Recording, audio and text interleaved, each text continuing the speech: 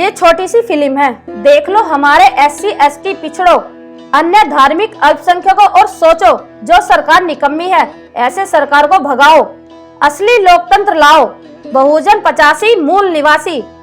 देश में जब तक नेशनल डाइवर्सिटी नीति नहीं बनाई जाती और लागू नहीं की जाती, तब तक एक वर्ण के लोग देश के सारे संपदाओं के खाते उपयोग करते रहेंगे और हम सब बहुजन 85 मूल निवासी भूखे प्यासे बंधुआ मजदूर गुलाम बने रहेंगे। देश के राष्ट्रीय परिसंपत्तियों के 95% स्वयं पूंजीपतियों, उद्योगपतियों, स्वयंवरों के हाथ में, जिनकी देश की आबादी के मुश्किल से 12 से 15% होगी, लेकिन राष्ट्रीय परिसंपत्तियों में 95% पर कब्जा तो पहले से ही हो चुका है। साथ साथ समझ शक्ति पावर के स्रोतों पर कार्यपालिका, विधायिका, न्यायपालिका, मीडिया, शासन प्रशासन, ठेकेदारी से लेकर NGO तक सब पर जमीन जायदाद पर भी कब्जा कर बैठा है। क्यों? क्योंकि हम संगठित नहीं हैं।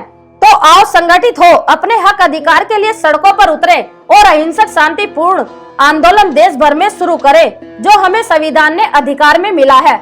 जब तक जोर जबरदस्ती हिंदू धर्म में बांधा जाता रहेगा, तब तक मानसिक, शारीरिक, भौतिक सब तरह से गुलाम ही होंगे। इसलिए अपने पुराने धर्म बौद्ध धम्मम, हमारे पूर्वजों के धम्मम घर वापस लौट चले। बाबा साहब अम्बेडकर अपने ग्रंथ बुद्ध और उनका धम्मम प्रस्तावना में लिखते हैं कि एक पर्सन मुझसे हमेशा पूछा जाता है कि मैं इतने ऊंचे स्तर की शिक्षा कैसे प्राप्त कर सका। दूसरा अन्य पर्सन पूछा जाता है कि मेरा झुकाव बौद्ध धम्मम की ओर क्यों हुआ।